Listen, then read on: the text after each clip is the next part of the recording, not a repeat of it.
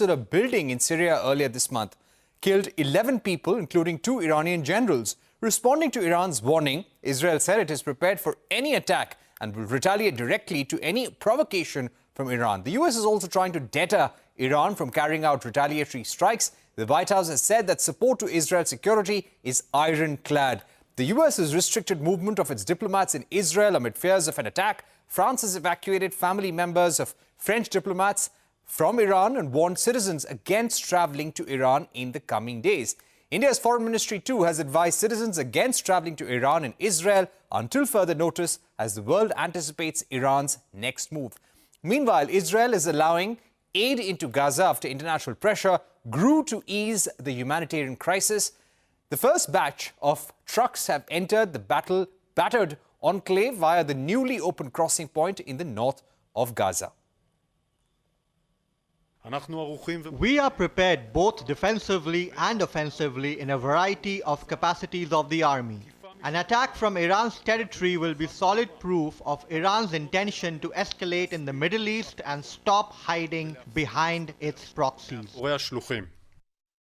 We have made very clear, obviously we've seen the threats coming from Iran, and so we have made ourselves very clear where we stand in supporting Israel's security. That is ironclad. That does not change. I'm just not going to get into details about our operational procedures from here.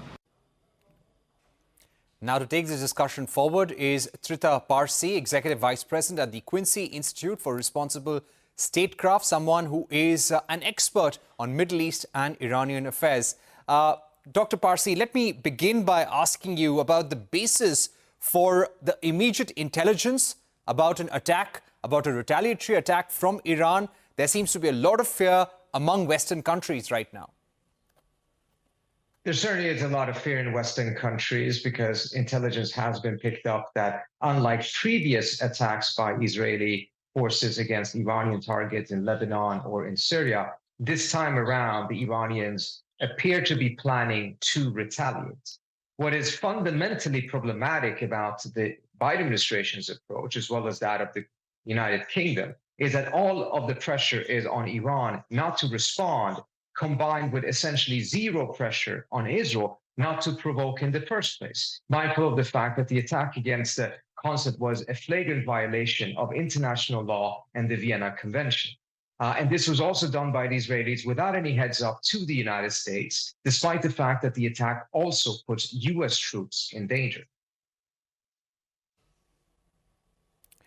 How do you think, and what are the options before Iran in terms of attacking Israel directly or having an equal response, a proportionate response by attacking any of the Israeli consulates? So I think what the Israelis are messaging here is that they will view an attack from Iranian soil as escalatory. And the only attack from Iranian soil that could reach Israel would be an attack using ballistic missile. The implicit message of the Israelis may be that if the Iranians respond through drones or through militias from Syrian or Lebanese or other territories, the Israelis will likely respond in some kind, but not in a way to further escalate the situation. Because the emphasis has been that the attack would be escalatory from the Israeli perspective if it is originating from Iran. And the only thing they really could mean in that terms is that if the Iranians are using ballistic missiles. Iran's options at the end of the day are limited because it doesn't have an air force in the same manner, of course, that the Israelis do. Its only way of reaching Israel proper is through ballistic missiles. Right. I would also like to ask you about Iran's strategy, especially does Iran intend to directly carry out an attack without any kind of preconditions, maybe cause escalation in the Middle East? Or do you feel that there would be some preconditions in back-channel talks with the United States and the Western powers, because of which it may avoid a direct confrontation with Israel?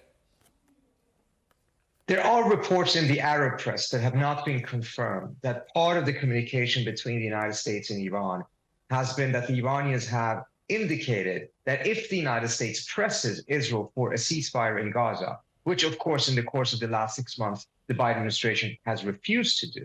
But that if Biden does this and secures a ceasefire, the Iranians may refrain from retaliating against this flagrant violation of international law that was the attack on the consulate in Damascus. But there's no indication from the Biden administration that they would entertain such an option. So whatever way out the Iranians have offered, if this reporting is true, appears to have been rejected by the Biden administration. Right. I would also like to ask you about the threat of a larger escalation. In case Iran does attack Israel in any form, who are the countries which could directly get involved? Unfortunately, most of the region is fearing that such a clash will spill over in many different parts. So, for instance, you mentioned earlier on that the Iranians might, instead of attacking Israel, may do a proportionate attack by targeting one of Israel's embassies or consulates in the region. One such consulate could be the one in Jordan or embassy.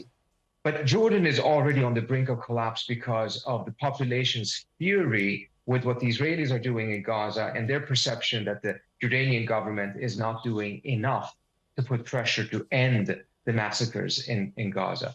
So its attack by Iran on the embassy in Jordan could have significant spillover and destabilizing effects for Jordan.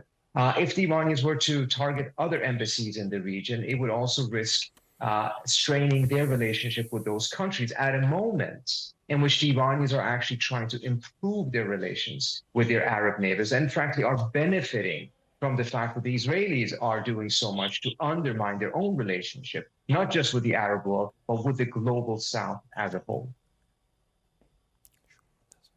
Right. Dr. Parsi, do you think Israel, by carrying out this attack on the Israeli consulate in Syria, has actually left with Iran with any option but to retaliate? Do you think Iran will be forced to attack because of what has happened, because of the credibility of the country being at stake? It appears as if the Israelis wanted to push the Iranians into a corner and force them to respond, because the Israelis knew very well that the Iranian red line was an attack on Iranian territory. The consulate in Damascus is technically Iranian territory.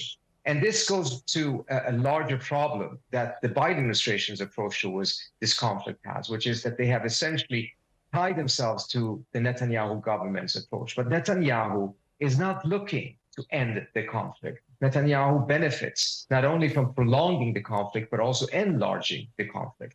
Because Netanyahu knows very well that the minute this conflict ends, so does his political career. And potentially, that's also the moment where his prison sentence will begin, mindful of the corruption charges that have been filed against him.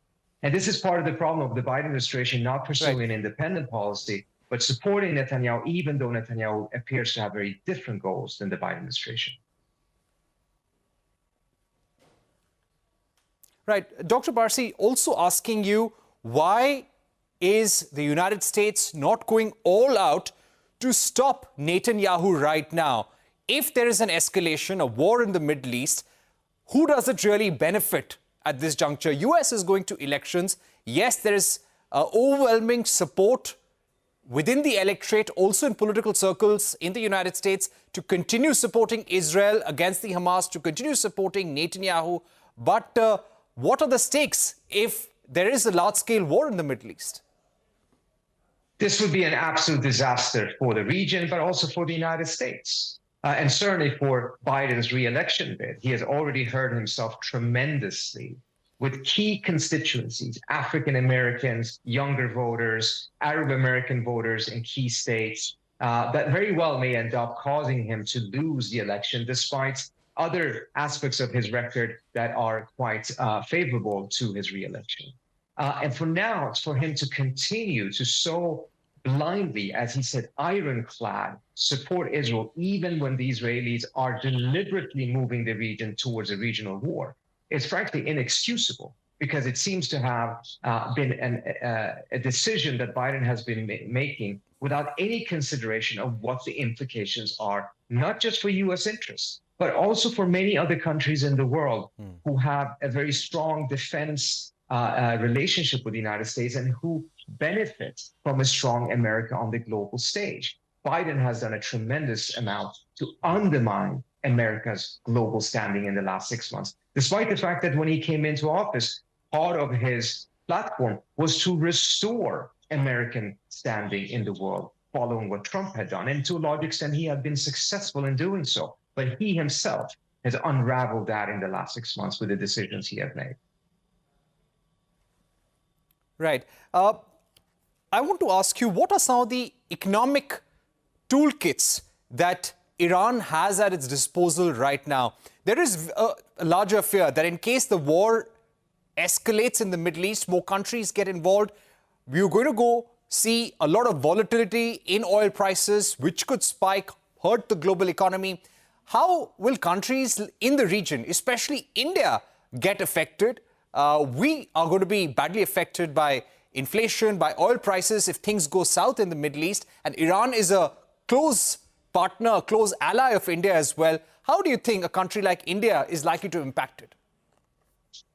India benefits from stability and tranquility in the Middle East and on the oil markets. We have already seen how the war in Ukraine has had an impact on India's oil flows. And even if India has shifted much of its oil purchases to Russia, it will nevertheless be affected by this, because if oil prices go up, which they will do, not only if there's a war, but also if there's just an increase in tension, that will also impact the oil prices that Russia will use when it is selling its oil to India. So India will be very directly affected by the economic fallout, but it may also be affected in other ways, given the very large number of the Indian diaspora working in several Arab countries in the Persian Gulf, and their ability to continue to do so if the regional security situation unravels. Again, this is profoundly dangerous, but it is also eminently avoidable. We don't have to go in this direction. There's absolutely nothing about this that is inevitable. But unfortunately, as long as the United States and Biden refuses to also put pressure on Israel to make sure that Israel restrains itself, that Israel does not escalate the situation, then unfortunately we will continue to move in the direction of tremendous instability. All right. Thank you very much, Dr. Parsi, for joining us on the program. Definitely a very worrying situation, and India could be directly impacted by any escalation in the Middle East, as you're pointing out. We'll have to leave it there, but thank you for joining us. We're heading into a short break, but coming up on the other side, the US this week hosted a trilateral summit with Japan and Philippines, and the big focus was China. President Biden vowed to defend Philippines from any attacks in South China Sea. A discussion with Ambassador Ashok Kanta, our former envoy to